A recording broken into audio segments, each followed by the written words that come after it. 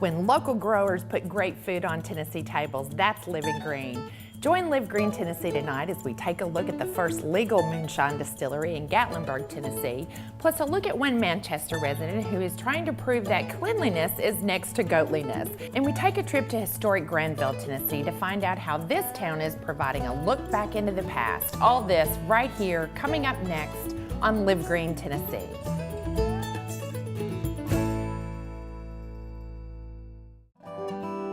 This program is brought to you in part by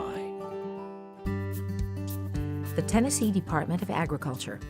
This summer, there's fresh, local food grown by a farmer you know at Tennessee farms and farmers markets near you.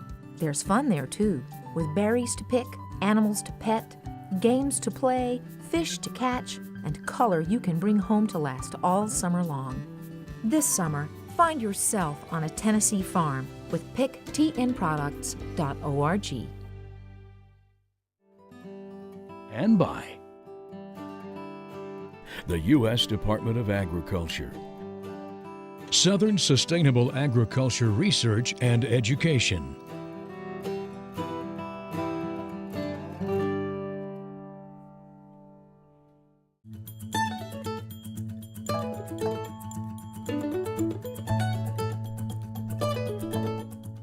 connecting the grower to the buyer, the country to the city, and smart shopping with a healthy lifestyle. It's Live Green Tennessee. Hello and welcome to Live Green Tennessee. I'm Melinda Kiefer and I'm proud to be your host for the show that teaches the importance of shopping local, eating healthy, and taking that step to living a green lifestyle. White Lightning, Hooch, Hillbilly Pop, Wildcat.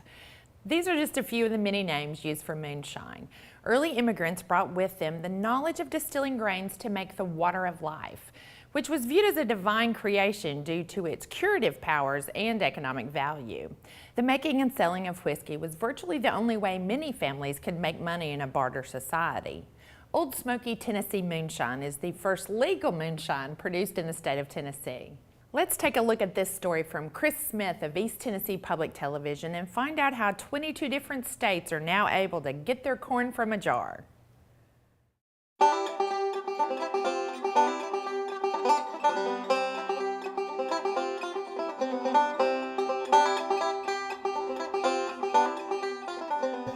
I'm Joe Baker. I'm from Sevier County. I grew up in the Pigeon Forge, Gatlinburg area.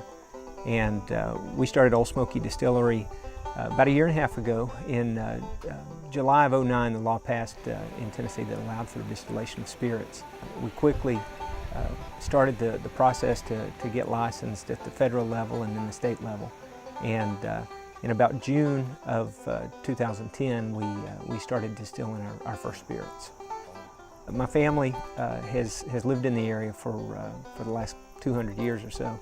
And it's just been part of our heritage and our culture. Moonshine has just been part of the way of life here in East Tennessee. And you know, being around it, hearing about it growing up, it was something that was always interesting to me. And finally, the opportunity to share that with folks from all over the world was exciting to us. Our ingredients, including our corn, all comes from here in Tennessee. We mill it locally. And we have good friends and family that are involved in milling the corn so that we can ensure that we've got the freshest ingredients to start the distillation process.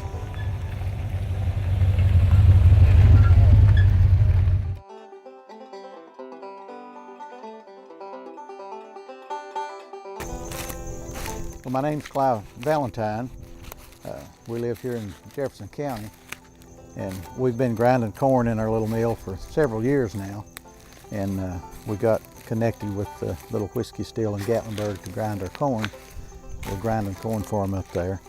And we're growing some of the old original hickory cane variety that we've had the heirloom seed in the family for 25, 30 years now that I know of. The old-timey hickory cane corn that we're growing here that we've kept as an heirloom seed, the old-timers used everything about it.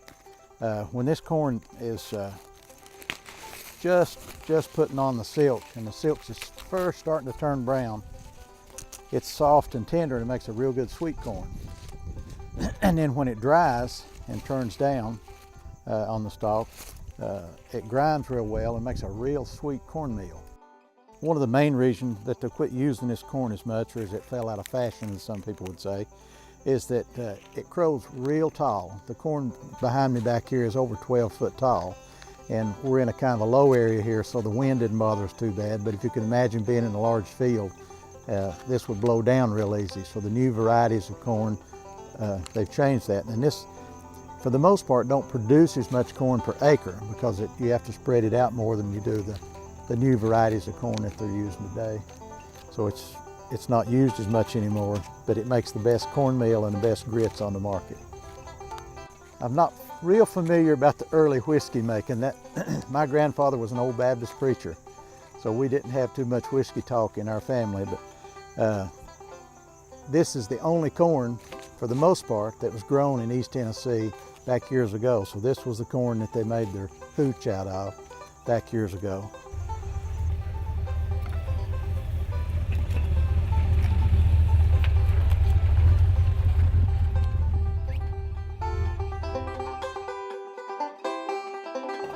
Once we get our corn, we bring it here to the Valentine Mill, which is here at Deep Springs, just outside of Dandridge, Tennessee.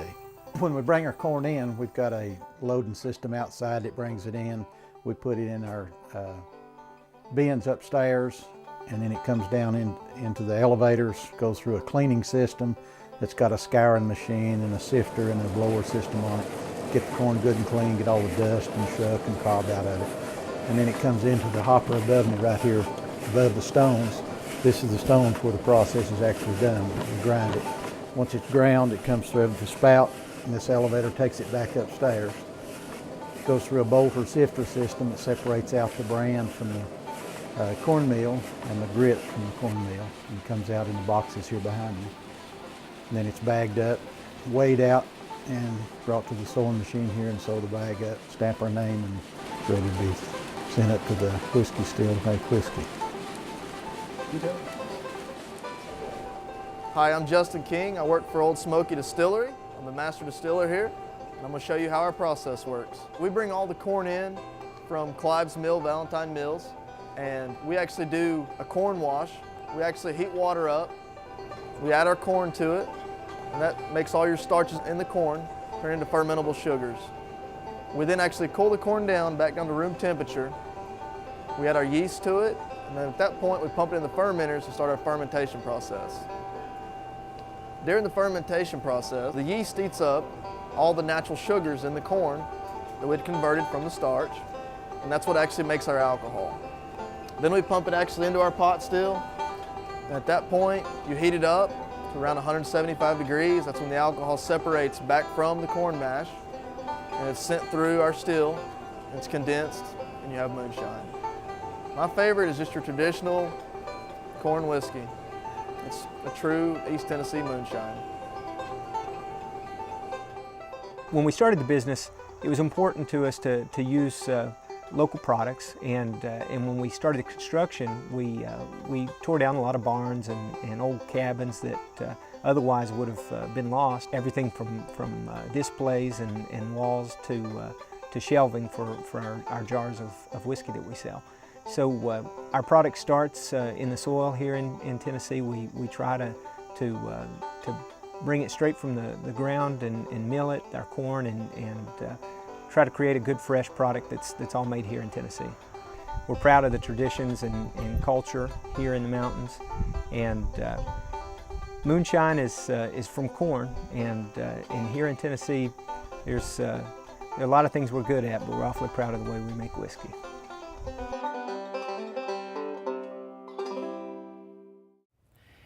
We often showcase Tennesseans who are providing the freshest product, take a look at historic farms, or even visit with people who are trying to make our great state a little cleaner by providing eco-friendly options. There are, however, those everyday items we automatically pick up at the store thinking there isn't a local option.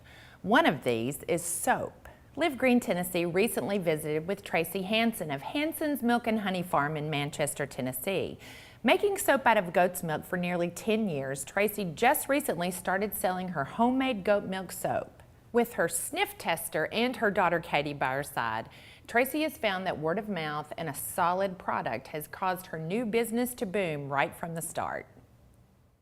Hanson's Milk and Honey Farm started at about 2004 when we had about 3 beehives. My husband's father was a beekeeper for a long time, and when he hung up his veil, he handed it down to him. And I have been an advocate for healthy living and healthy eating for about 20 years, and in that time period have tried just about everything. If I could make it myself, if I could do it myself, I wanted to, and I tried it.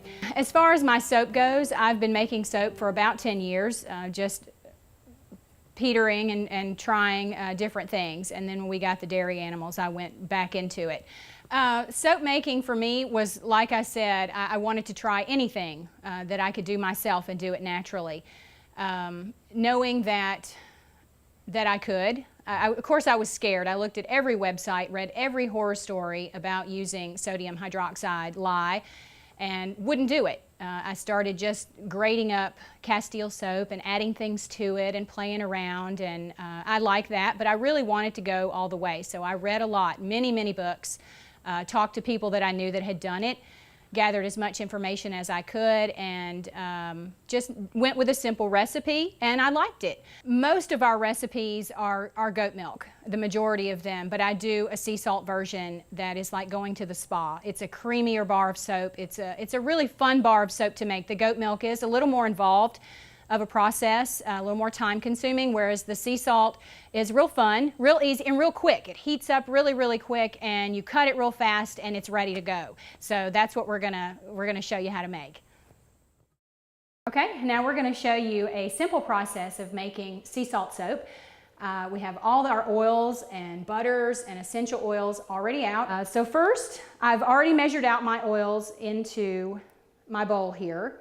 I pre-melted the oils, and I've put the lye into the water. You always want to put your lye into the water. Imagine it diving into the water like that, because it can cause a reaction the other way. So you always want to pour lye into your water.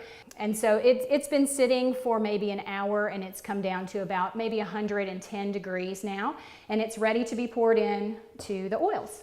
So very carefully and slowly, I'm going to pour the lye solution into my oils, stirring while I'm doing it to go ahead and start it mixing very slowly. And as you can see, it's starting to turn the color just a little bit. Thicken it up just slightly. Some people will stand at the stove and keep it warm and stir. Other people will do it in a blender. I like to use this stick blender. I think it goes just a little bit faster, and it's just your personal preference, what you like to use. You can see it start to change color.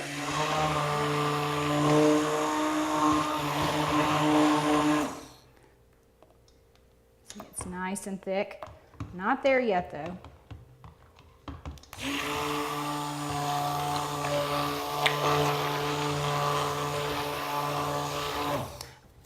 And so now we're going to add essential oils of patchouli and orange, which is a favorite around here.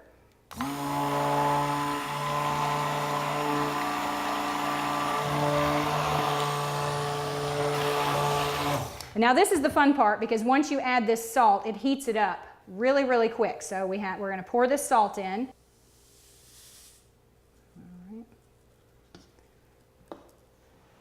And most of the time it will thicken up really quickly after you add the salt. And I think I've reached a pretty good trace here. So I'm going to set this down. Now that we've reached that trace, we're going to get our pre-lined mold. This is one of the molds that my husband made. This is a slab mold. It makes a slab. There are others that make more of a log. And also with the goat milk soap, it heats up a little bit more. And in a slab, it doesn't quite get as hot, and it won't have, sometimes you can get a center, sort of a burn in the middle with a goat milk soap. So a slab for me works better to keep the temperature at even. We're going to pour this into the mold. And sometimes it can get very, very thick quickly and you just have to dump it as fast as you can, but we have a very nice trace here. Nice and pourable. Very good trace.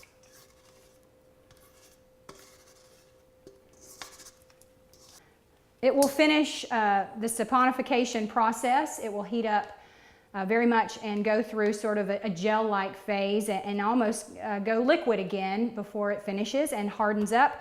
With a sea salt bar, in a couple of hours is all it takes for that, and you're ready to cut it and you can use it then.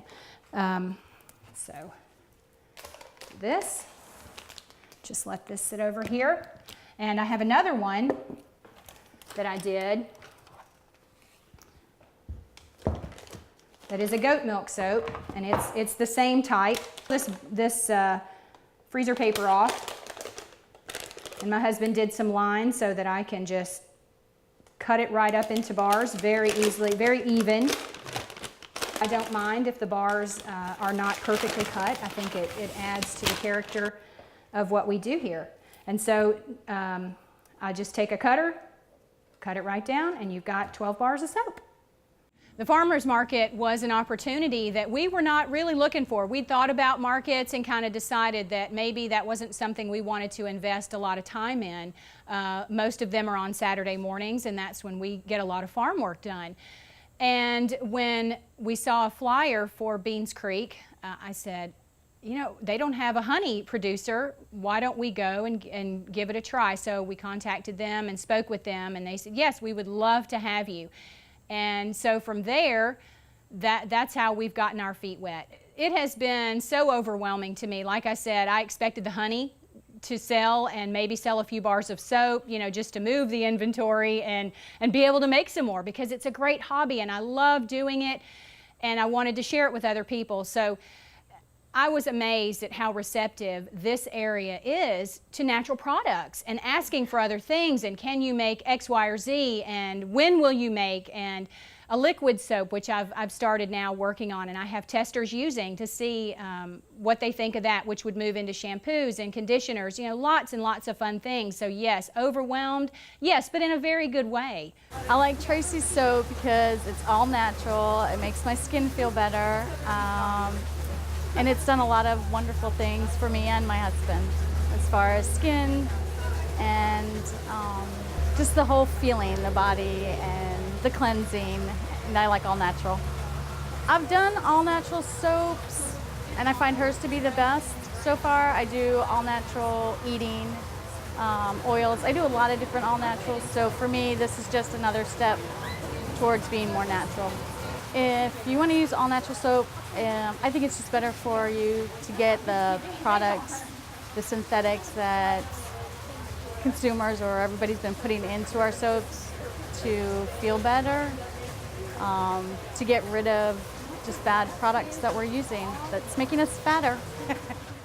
The knowledge that people want natural products, that they don't have to drive far to get it, and that they want it from someone local. You know, that's not just a fad or a buzzword, that people do want to support local artisans, local craftspeople, and they want to know who these people are in their community, the relationships that are built. Yes, it's fun to go and sell things, and sure, it's great to make some money doing it, but the community that's built, the friendships that are made, and knowing that people want natural products has been very, very satisfying for me.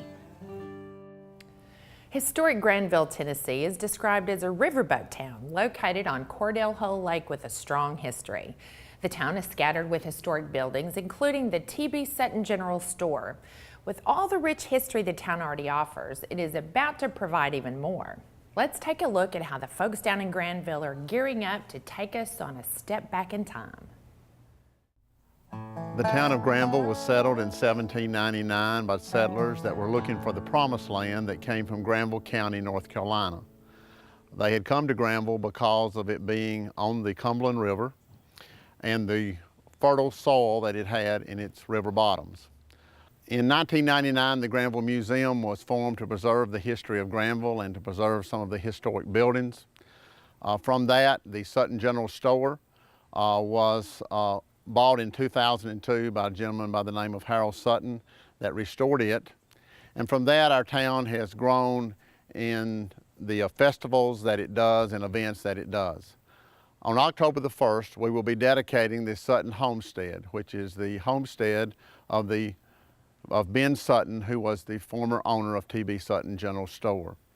This is a unique home in that it has been restored to its original condition. It has been furnished with original furnishings of the Suttons as well as other previous owners. It tells a very unique story of how a home place would have been in the early 1900s on up until the 1950s.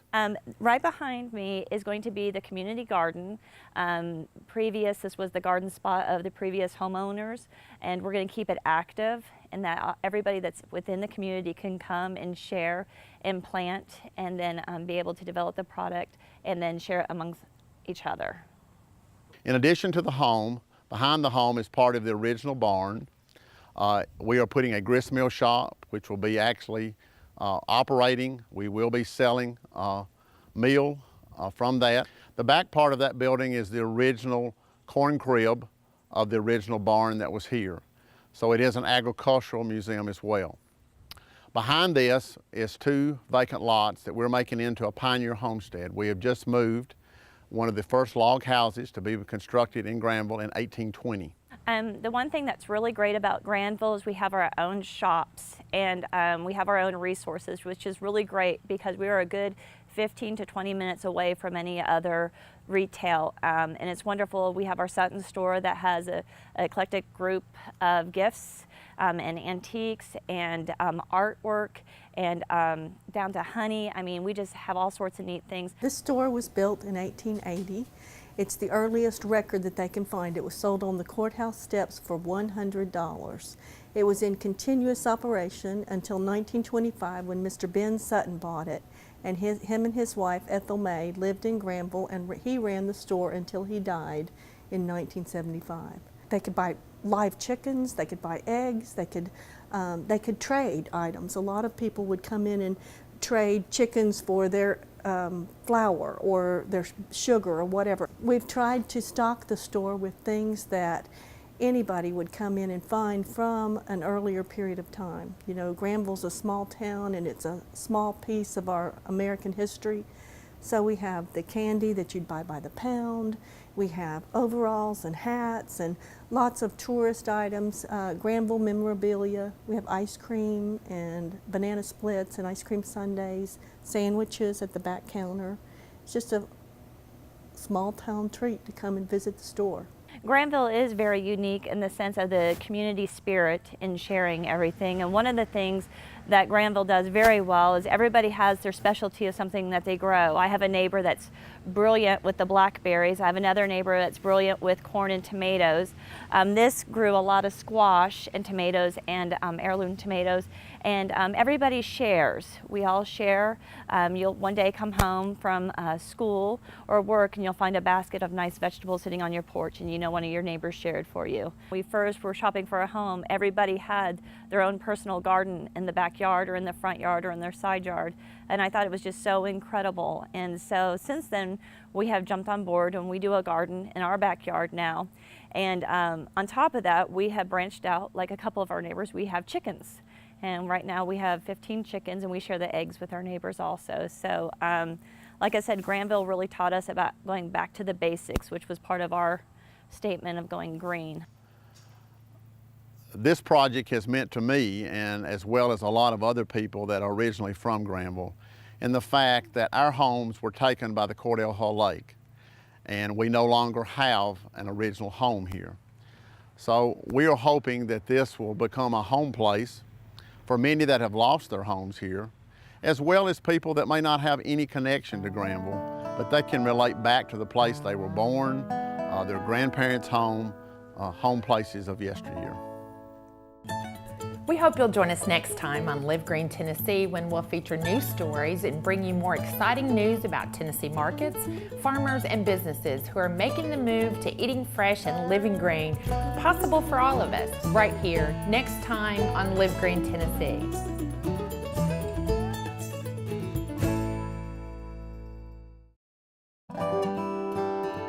This program is brought to you in part by